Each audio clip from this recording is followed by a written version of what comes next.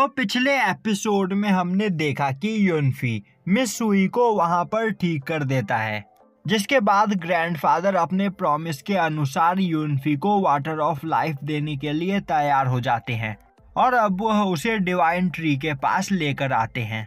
अब उस जगह को देखकर युनफी काफी ज्यादा इम्प्रेस होता है क्योंकि वह जगह बहुत ही ज्यादा खूबसूरत होती है। तभी ग्रैंडफादर युनफी को बताते हैं कि इस डिवाइन ट्री को आज से 3000 साल पहले उनके एंसेस्टर ने लगाया था और इसी डिवाइन ट्री के फ्रूट से उनकी फैमिली की ब्लड लाइन जुड़ी हुई है।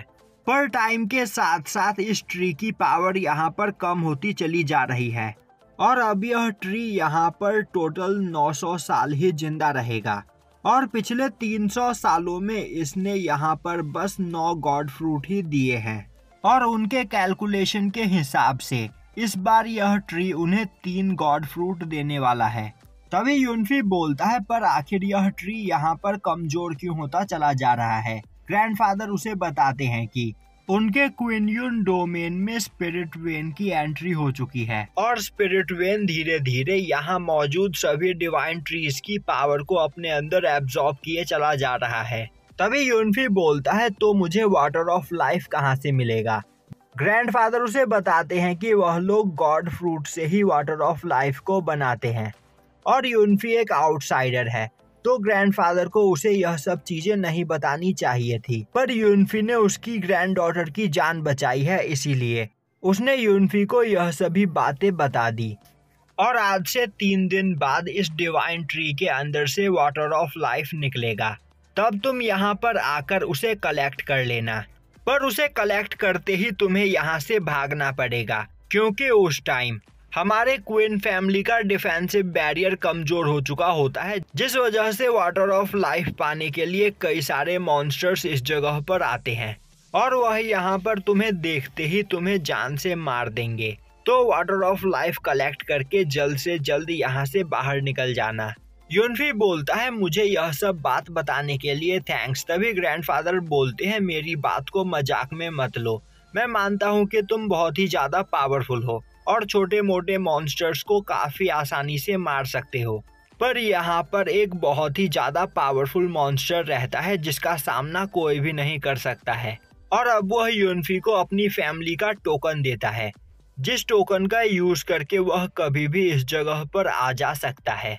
अब हमें दिखाया जाता है कि एक ओल्ड मैन मिस क्वीन के अंकल से पूछ रहा होता है जब वह लोग मिस क्वीन की सोल को ढूंढने के लिए गए थे तब उस जगह पर क्या हुआ था। चैंग पिंग चाओ बोलता है उसे इस बारे में कुछ भी नहीं पता क्योंकि जब वह लोग उस जगह पर पहुंचे कई सारे मॉन्स्टर्स ने उन पर अटैक कर दिया, जिससे वह मिस क्वीन की रियल बॉडी को प्रोटेक्ट करने में बिजी हो गया और इसी बीच युनफी जाकर मिस क्वीन की सोल को वहां पर ले आया। तभी वह ओल्ड मैन बोलता है आखिर युनफी को क्वीन की सोल इतनी आसानी से कैसे मिल गई, क्या उस पर मॉन्स्टर्स ने अटैक नहीं किया। क्विनचू बोलता है उसे इस बारे में कुछ नहीं पता और इस बारे में तो उन्हें बस मिस क्वीन ही बता सकती है। अब दिखाया जाता है कि युनफी के सभी साथी एक जगह पर उसका इंतजार कर रहे होते हैं। तभी वहां पर युनफी आता है। अब उसे देखते ही यूकी उससे पूछती है क्या युनफी को वाटर ऑफ लाइफ मिल गया। युनफी बोलता है नहीं, क्वीन फैमिली के पास भी यहाँ पर वाटर ऑफ लाइफ नहीं है, वह उन लोगों को खुद आज से 3 दिन बाद जाकर डिवाइन ट्री से कलेक्ट करना होगा। यह सुनकर मुजियान गुस्सा होते हुए बोलने लगती है क्या क्वीन फैमिली का पैट्रियार्क यहाँ पर हमें बेवकूफ बनाने की कोशिश कर रहा है। युनफी बोलता है मुझे ऐसा नहीं लगता क्योंकि वह खुद एक प्रॉब्लम में फंसा हुआ है और अब वह उन सभी लोगों को डिवाइन लेक से लाया हुआ लिक्विड क्रिस्टल दिखाता है, जिसे देखकर सभी लोग हैरान होते हैं। तभी मुजियान की साथी युनफी से पूछती है आखिर यह किस टाइप का क्रिस्टल है। युनफी उसे बताता है कि यह एक डिवाइन क्रिस्टल है जिसे कंज्यूम करके कोई भी जिंडान रैलम का पर्सन ब्रेक थ्रू करके गोल्डन एलिक्सर रैलम पर पहुंच सकता है और अब युनफी सभी लोगों को वह क्रिस्टल दे देता है। तभी वहां पर यूकी और मंक युनफी को थैंक्स करने लगते हैं। अब युनफी आगे बढ़कर यूसिन को भी वह लिक्विड क्रिस्टल देता है।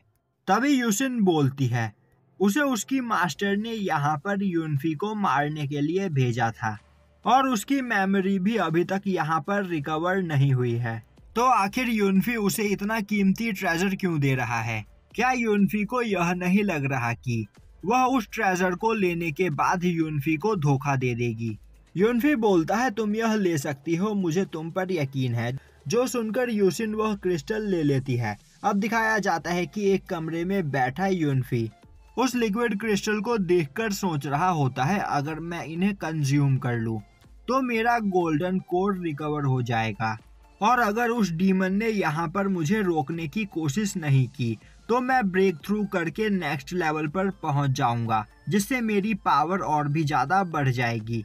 और अब वह उस लिक्विड क्रिस्टल को कंज्यूम करके वहां पर कल्टीवेशन करने लगता है, जिससे उसकी सोल बॉडी रिकवर होने लगती है।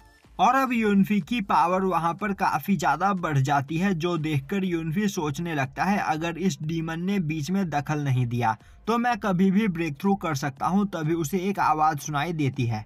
अब वह बाहर जाकर देखता है तो यूकी वहां पर जिंडान रैलम से ब्रेक थ्रू करने वाली होती है, और उसकी पावर से वहां पर एक हेवनली क्लाइमेटी बन चुकी होती है, जिसकी पावर को एब्जॉर्ब करने के बाद वह गोल्डन एलिक्सर रैलम पर पहुंच जाएगी।